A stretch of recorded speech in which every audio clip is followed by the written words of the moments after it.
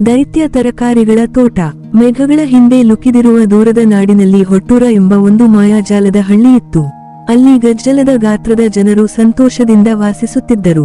ಅವರು ಹುಲ್ಲಿನ ಎಲೆಗಳಿಂದ ಮಾಡಿದ ಗೃಹಗಳಲ್ಲಿ ವಾಸಿಸುತ್ತಿದ್ದರು, ಹೂವಿನ ಹಿಟ್ಟಿನಿಂದ ತಯಾರಿಸಿದ ಟೋಪಿ ಧರಿಸುತ್ತಿದ್ದರು ಮತ್ತು ಜಿಂಕೆ ಹುಳಗಳು ಹಾಗೂ ಸಣ್ಣ ಹಕ್ಕಿಗಳ ಮೇಲೆ ಪ್ರಯಾಣ ಮಾಡುತ್ತಿದ್ದರು.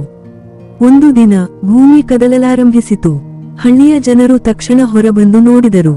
ಅವರಿಗೆ ಒಂದು ಅದ್ಭುತ ದೃಶ್ಯ ಕಂಡಿತು. ದೈತ್ಯ ತರಕಾರಿಗಳು ರೈತ ಲೀಲಾ ಅವರ ತೋಟದಲ್ಲಿ ಬೆಳೆಯುತ್ತಿದ್ದವು.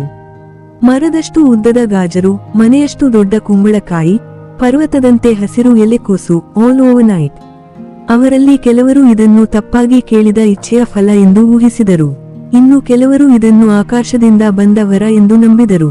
ಆದರೆ ಎಲ್ಲಾ ಜನರು ಖುಷಿಯಾಗಿದ್ದರು. ಅವರು ಅಕ್ಕಿ ಬೆಳೆ ಸ್ತಂಭದ ಸುತ್ತೂ ಮೆಟ್ಟಿಲು ನಿರ್ಮಿಸಿದರು, ದೊಡ್ಡ ಟೊಮೆಟೊವನ್ನು ಈಜುಕೊಳವನ್ನಾಗಿ ಮಾಡಿದರು, ಎಳನೀರು ಕಾಯಿ ಬಸ್ಸಾಗಿ ಬದಲಾಯಿತು.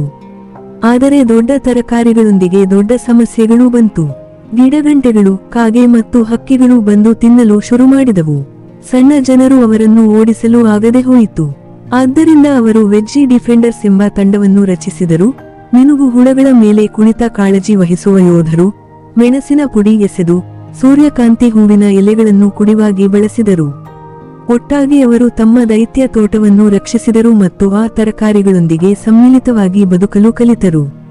ಪಾಠ: ದೊಡ್ಡದಾದದ್ದರಿಂದ ಸಹಾಯ ಸಿಗಬಹುದು, ಆದರೆ ಸಣ್ಣವರು ಒಂದಾಗಿ ಕೆಲಸ ಮಾಡಿದಾಗ